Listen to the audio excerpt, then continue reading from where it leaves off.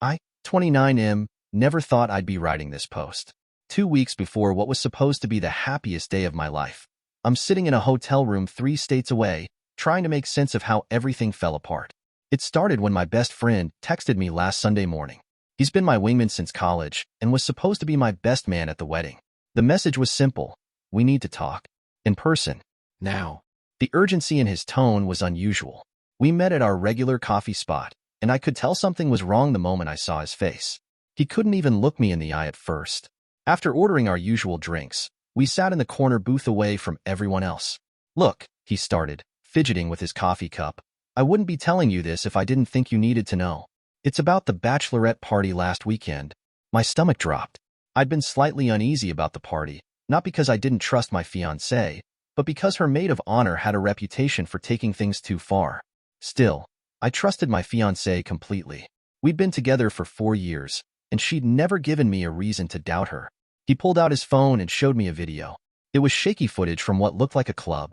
Through the flashing lights and crowd, I could make out my fiancée grinding against someone who definitely wasn't a stripper. It was her ex. The same ex she'd sworn was just a friend who happened to be invited to the wedding. But that wasn't even the worst part. The video cut to later in the night. They were kissing outside the club, her hands all over him. Then they got into an Uber together. My best friend's wife had taken the video, feeling sick about what she was witnessing but knowing I needed to see it. There's more, my friend said quietly. They went to his hotel room. She didn't leave until morning. I sat there, numb, as he showed me time-stamped photos of her leaving the hotel at 7 a.m., still in her dress from the night before. My entire world was crumbling, and all I could think about was how she texted me that night saying she was having innocent fun and missed me. The next few days were a blur. I didn't confront her immediately. Instead, I watched how she acted around me, looking for any sign of guilt or remorse.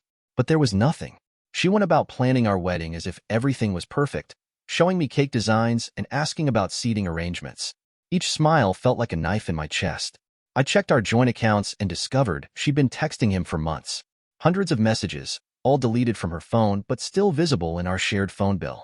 Late-night calls when I was working night shifts at the hospital. The betrayal went deeper than just one drunken night.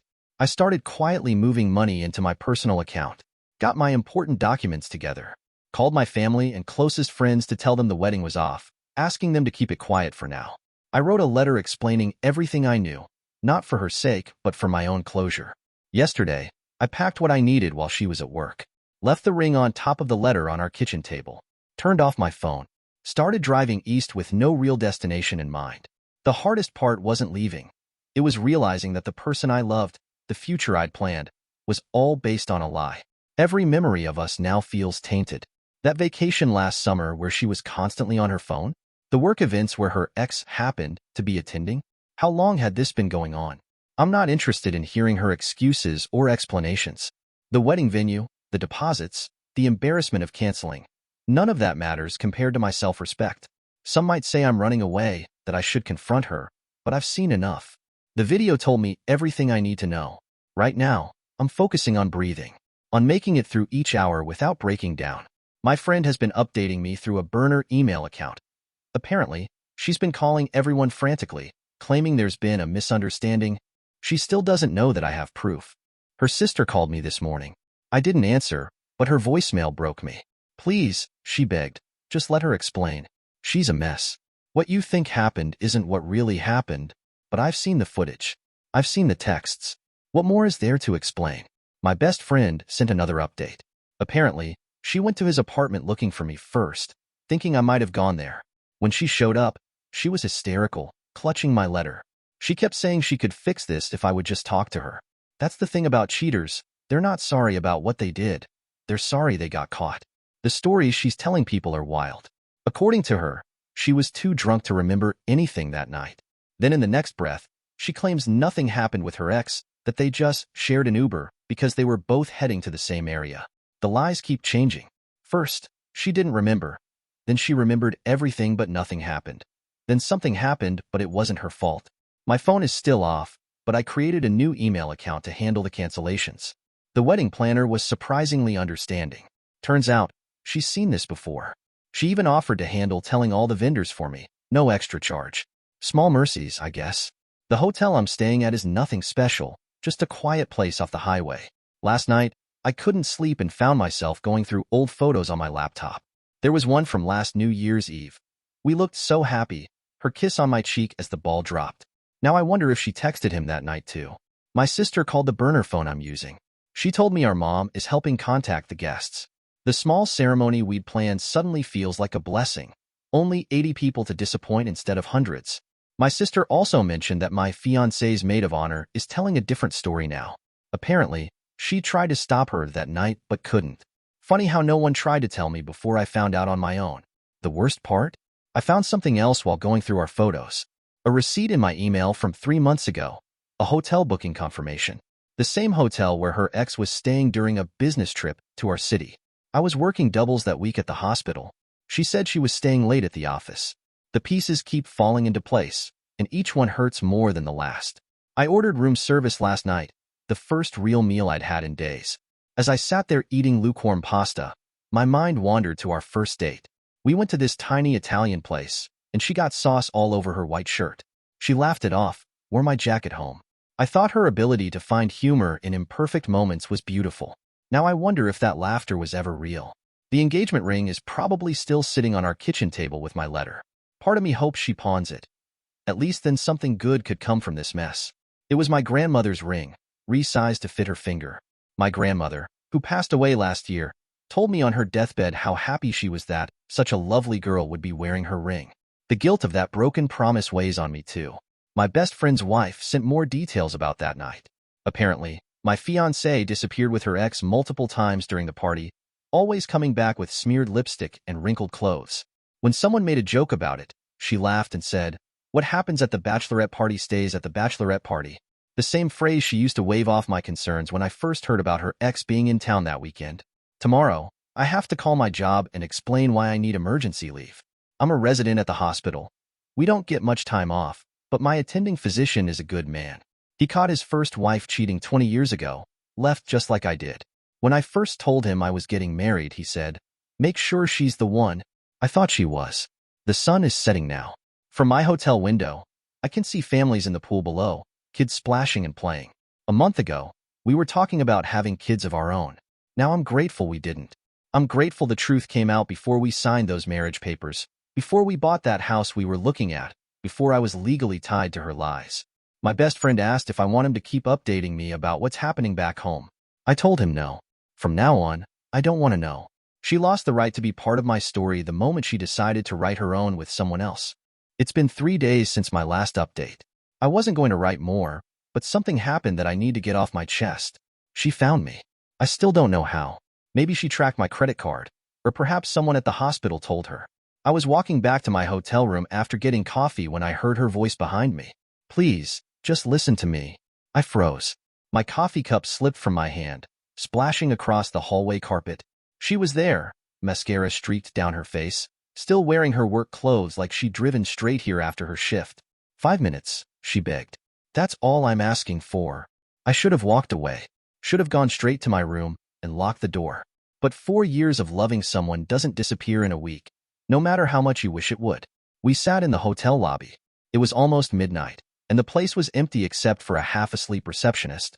She started talking immediately, words tumbling out between sobs. According to her, she'd been feeling trapped and scared about the wedding. Said her ex had been messaging her for months, playing on her doubts. The bachelorette party was just when everything boiled over. She swore they didn't sleep together that night. They just talked for hours about their past, about her fears. "I made a mistake," she kept saying. "One stupid mistake shouldn't erase 4 years." But it wasn't one mistake. It was hundreds of little choices. Every secret text, every deleted message, every lie about where she was going. She chose to nurture her connection with him while destroying her connection with me. I let her talk until she ran out of words. Then I asked her one question. "If your friend hadn't taken that video, would you have ever told me the truth?" Her silence was the only answer I needed. She reached for my hand. I pulled away and stood up. That's when she got angry. Started saying I was throwing everything away without giving her a chance to make it right. Called me a coward for leaving without a fight. A fight. I finally spoke. "You want me to fight for someone who couldn't even fight their own impulses for one night? Someone who's been lying to me for months?" The receptionist was definitely awake now, watching our drama unfold like a late-night soap opera. I lowered my voice. "You didn't just cheat on me," I told her. "You let me keep planning our future while knowing what you did. You watched me talk about our wedding, our kids, our house, all while carrying this secret. That's not a mistake. That's a choice." She started to say something else, but I walked away, took the stairs instead of the elevator in case she tried to follow. Back in my room, I could hear her knocking for almost an hour before she finally left. This morning, I checked out of the hotel, drove another 6 hours in a random direction, found a new place to stay. But before I left, I did something I needed to do. I answered some of the messages I'd been avoiding. I wrote to her parents, who've been like a second family to me, explained why I left, thanked them for their kindness over the years. Her father wrote back almost immediately. He was devastated but understood, said he'd raised her better than this. I answered my attending physician. He approved my leave without hesitation, told me to take all the time I need, said sometimes walking away is the strongest thing you can do. I'm not sure what happens next. My lease on our apartment ends in 2 months. My best friend offered to pack up my things and store them at his place. Said he'd handle it when I'm ready. The numbness is wearing off now, replaced by a different kind of pain. Not the sharp agony of discovery, but a dull ache of mourning. I'm mourning the future we planned, the life we were supposed to build, the person I thought she was. Someone messaged me saying I should have heard her out, that maybe we could work through this in counseling. But I keep coming back to that video, to her laughing with her friends about keeping secrets, to her letting me kiss her the morning after she came home from his hotel, acting like nothing had happened. Trust is like a mirror. You can fix it if it breaks, but you'll always see the cracks in your reflection. I don't want to spend my life looking for more cracks, wondering if every late night at work is really just work, if every business trip is really just business. So I'm starting over. I've decided to take a position at a different hospital, one of those offers I turned down because it was too far from where we planned to live. My attending is already helping with the transfer paperwork. Yesterday, I deleted all our photos from my phone. Today, I blocked her on everything. Tomorrow, I'll start looking for an apartment in my new city. Small steps toward a future I never planned for, but maybe that's okay. They say when you love someone, you should fight for them. But sometimes, the bravest thing you can do is walk away. Sometimes, love isn't enough if there isn't trust to support it. I don't regret leaving without a confrontation. My silence spoke louder than any words could have. And now, finally, I'm ready for that silence to be my closure.